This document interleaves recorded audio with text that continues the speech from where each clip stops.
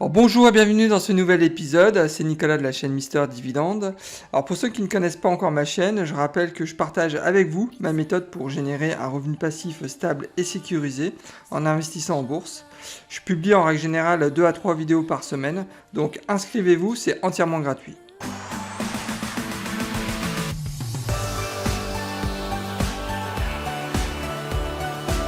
Alors aujourd'hui, je vais vous présenter Omega Healthcare. Donc c'est une société d'investissement immobilier, donc avec le statut de REIT. Il faut savoir que la société gère un portefeuille d'établissements de soins de santé situés aux États-Unis et au Royaume-Uni.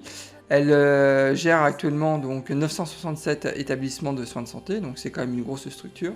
Et j'ai trouvé deux concurrents. Qui sont Community Healthcare Trust, donc symbole CHCT, et Centerspace, donc symbole CSR. Alors cette société étant un REIT, je vous propose en fin de vidéo de vous montrer en toute transparence une nouvelle fois mon portefeuille sur le secteur des REIT. Alors, je profite de cette vidéo pour remercier Fabien qui il y a quelques jours m'a demandé justement mon opinion sur Omega Healthcare. Donc merci Fabien parce que je ne connaissais pas du tout cette boîte, ça m'a permis en tous les cas d'apprendre pas mal de choses sur le secteur des établissements de soins aux États-Unis. Toujours très intéressant. Et bien évidemment, si vous avez aussi envie que je donne mon avis sur une société en particulier, il suffit juste de laisser un commentaire et je me ferai un plaisir de vous répondre. Alors le symbole d'Omega Healthcare c'est OHI, donc elle propose actuellement un dividende relativement élevé puisqu'on est sur un rendement de 7,26%. Je considère qu'actuellement la sécurité du dividende est moyenne, donc on va y revenir par la suite, vous allez comprendre. Son payout est relativement élevé puisqu'il est à 86%. Le cours du titre actuellement est à 36-37 $ et on est sur une capitalisation boursière de 8 milliards,69. Alors jetons un coup d'œil sur l'analyse du titre, on constate que le rendement actuel du dividende est en ligne en fait avec sa moyenne sur 5 ans puisqu'on a un rendement actuel à 7,26%. Le rendement sur 5 ans était à 7,65, donc à ce niveau-là RAS.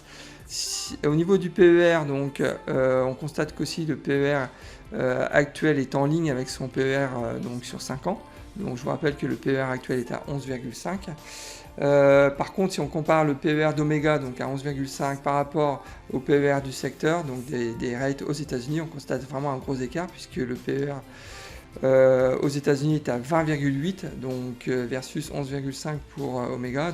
Là, il y a un gap qui est assez important. À noter d'une manière générale, si on devait s'arrêter juste à ce niveau-là, que je considère que le titre, à mon sens, est plutôt attractif.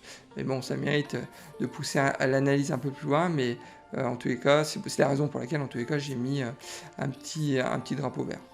Sur ma chaîne Mister Dividende, je vous montre comment j'ai réussi à gagner 300 $ par mois de revenus passifs grâce à mon portefeuille d'actions à dividendes croissants.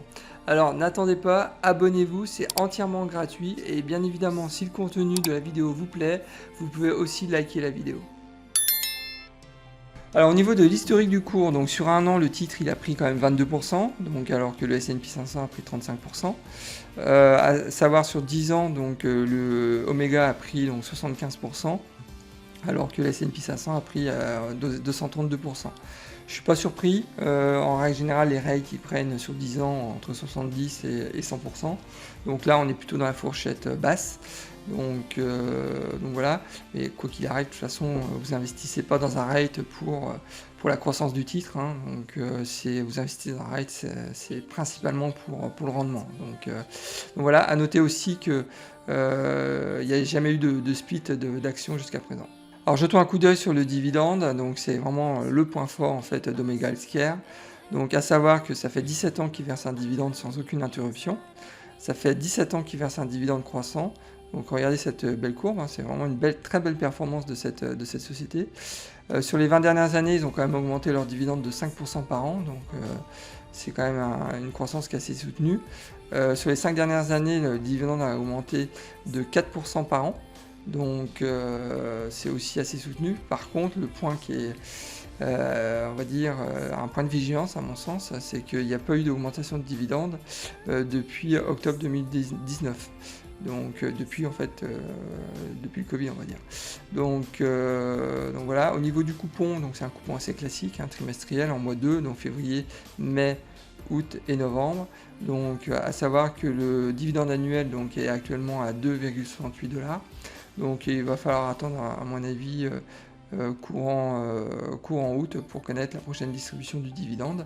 Donc à savoir que pendant les deux crises, donc la crise financière de 2007 et 2009 et pendant le Covid, donc le dividende a été maintenu, il n'a pas été coupé, donc ça reste quand même une belle performance. Il n'a pas été augmenté, bon, ok, mais il a quand même été maintenu, donc ça a noté aussi l'engagement. Dans ce cas-là, c'est ce que je dis à chaque fois, hein, ça montre aussi l'engagement du management dans la distribution du dividende. Et c'est à mon sens en tous les cas un point qui est vraiment important, de voir comment les sociétés se comportent en temps de crise. Donc là pour moi c'est clair, c'est un point qui est positif. Mais le dividende, la distribution du dividende d'Omega Healthcare est vraiment le point fort de cette boîte, je le répète.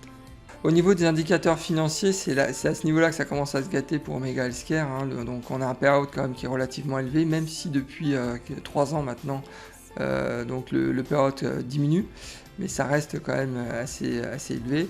Le chiffre d'affaires, comme on peut le voir depuis 2016, il stagne, donc il n'y a pas une réelle croissance du chiffre d'affaires, et je vais vous expliquer pourquoi. Le point qui est positif par contre, c'est le bénéfice par action qui a une tendance quand même positive, on va dire, sur 10 ans, même si il y a quand même un tassement depuis 2016 aussi. Donc mais j'ai noté quand même j'ai noté un petit drapeau vert à ce niveau-là. Au niveau de la dette, bien évidemment, la dette sur résultat, donc on constate quand même qu'ils ont quand même une dette qui est relativement élevée pour un rate, et c'est aussi à mon sens un point de vigilance. Alors si demain j'investissais donc 1 000 $ dans Omega Healthcare, je sais que la première année, donc grâce à un dividende quand même qui est relativement élevé, je toucherais donc 72 $ de revenus passifs. Dans 10 ans, donc en 2031, je toucherai donc 136 $ de revenus passifs, et en 2041, donc je toucherai un revenu passif de 258 $ avec un investissement de départ de 1 000 $. Donc la performance elle est plutôt intéressante. Moi une fois de plus, mon objectif c'est toujours d'avoir des investissements de 1 000 $ qui me rapportent au moins 200 $ dans les 20 ans, donc là ça remplit les conditions, mais une fois de plus, c'est une boîte qui est très orientée sur le dividende, donc c'est vraiment leur point fort, donc c'est la raison pour laquelle j'ai mis aussi un petit drapeau vert. En analysant donc Omega Healthcare, j'ai noté 3 points forts. Le premier, bien évidemment, et sans surprise, c'est le rendement sur dividende qui est supérieur à 7%, donc c'est quand même une belle perf, donc très intéressant à ce niveau-là. Le prix du titre que je considère quand même attractif, si vraiment on garde le prix en tête par rapport aux historiques, par rapport donc au secteur donc, des rates aux États-Unis, les chiffres ne mentent pas, donc le prix quand même est relativement attractif. La projection du revenu passif aussi que je trouve intéressante, puisque la projection du revenu passif sur 20 ans est au-delà de 200 $, donc précisément 258 $, donc un point aussi qui est intéressant. Évidemment, si vous pensez que j'ai zappé donc, une information importante sur Omega Healthcare, donc qu'elle soit positive ou négative, mais en tous les cas constructive, n'hésitez pas à laisser un commentaire, donc je serai toujours ravi d'échanger avec vous sur YouTube. Donc moi en tous les cas j'apprends toujours beaucoup grâce en fait à l'étude des sociétés, mais aussi grâce aux échanges que je peux avoir avec vous. Donc n'hésitez pas, vous pouvez me laisser un commentaire à tout moment, et je me ferai un plaisir de vous répondre. J'ai noté beaucoup de points de vigilance concernant Omega Healthcare et aussi le secteur donc, des établissements de soins aux États-Unis. Le premier est de taille, il faut savoir que l'offre actuellement est supérieure à la demande, c'est-à-dire qu'en gros il y a plus d'établissements de soins que de demandes, et le corollaire de tout ça, c'est le taux d'occupation qui a vraiment chuté, et ça, ce chiffre je l'ai obtenu dans leur rapport trimestriel.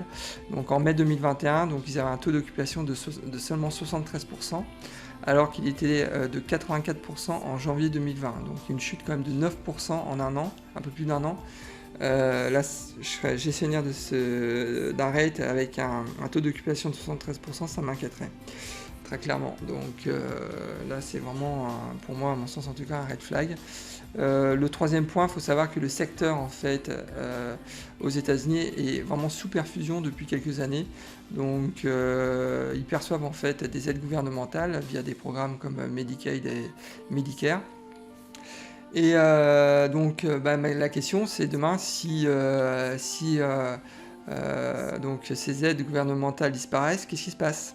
Donc et ça c'est clairement pour moi un frein à l'investissement. Je peux pas m'imaginer investir dans une société qui a besoin d'aide de l'État pour pouvoir continuer à fonctionner. C'est juste pas possible. C'est comme si demain vous investissiez dans la SNCF, quoi, qui est sous perfusion depuis le début, quoi.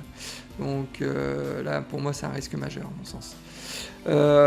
Quatrième point, il faut savoir que depuis le Covid, en fait, il y a eu une érosion en fait, des marges opérationnelles, puisque le Covid a amené en fait, des dépenses dans les établissements de soins donc, qui ont vraiment explosé. Pourquoi? En fait, il y a eu des protocoles de sécurité qui ont été rajoutés en fait, pour sécuriser en fait, les établissements de soins, et que ces protocoles coûtent vraiment très cher, et donc ce qui fait que ça grignote forcément les marges opérationnelles. Et enfin, le dernier point, donc le dividende, qui à mon sens n'est pas suffisamment sécurisé, je l'avais dit en introduction. Donc alors c'est vrai qu'il y a un effort sur le payout depuis quelques années, mais ça reste quand même, à mon sens, ils ont actuellement un payout de 86 qui, à mon sens, est un peu trop élevé pour un rate. En résumé, je considère que le prix d'Omega Healthcare est plutôt attractif actuellement, donc ça c'est un point qui est positif. Par contre, en termes de potentiel de croissance du titre, bien évidemment, j'ai mis orangé.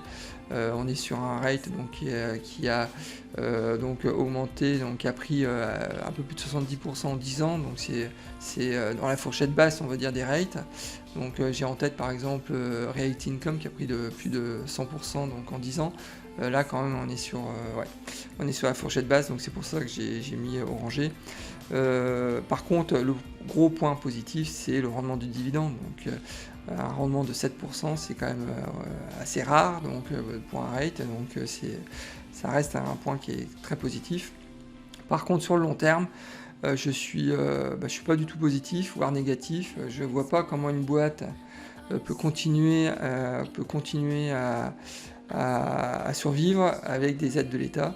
Donc ça m'inquiète, mais c'est même le secteur d'activité qui est inquiétant, donc, parce que bon, c'est tout le secteur qui est en difficulté depuis quelques années. Il y a beaucoup trop d'établissements de soins aux États-Unis, donc il y a un moment il va falloir qu'ils se posent des questions. Donc c'est la raison pour laquelle j'ai mis orangé. Alors comme convenu, je partage avec vous donc mon portefeuille donc sur le secteur des rates. J'ai actuellement 5 positions. Donc j'ai Avalon Bay, donc actuellement j'ai 5700 $, donc pour un revenu passif annuel de 159 $ actuellement. Ensuite j'ai donc Digital Realty Trust. Donc je vous invite à regarder aussi le business de cette boîte, c'est assez intéressant, je ne vous en dis pas plus. Donc avec donc, une valeur marché de presque 1400 $, donc pour un revenu donc, annuel de 41 $. Ensuite j'ai FRT, donc ça c'est un des Kings, donc pour une valeur marché de 829 $, donc ça m'apporte donc un revenu passif de 29 $ actuellement. Ensuite donc j'ai Reality Income, donc pour un montant de 2100 $, donc qui génère actuellement un revenu passif de 87 $. Et enfin donc j'ai WPC, donc c'est carré, donc pour un montant de 3100 $ et qui génère actuellement un revenu passif de 168 $. Écoutez, je pense que j'ai fait le tour de mon portefeuille. De toute façon, on arrive à la fin de cette vidéo. Donc, si la vidéo vous a plu, je vous demanderai de liker ma vidéo. C'est moins important pour soutenir la chaîne, pour m'encourager à continuer. Et si vous n'êtes pas encore inscrit à ma chaîne YouTube, inscrivez-vous. C'est entièrement gratuit, donc il faut en profiter. Donc voilà, écoutez, je vous dis à la prochaine et surtout bon trade. Allez, au revoir.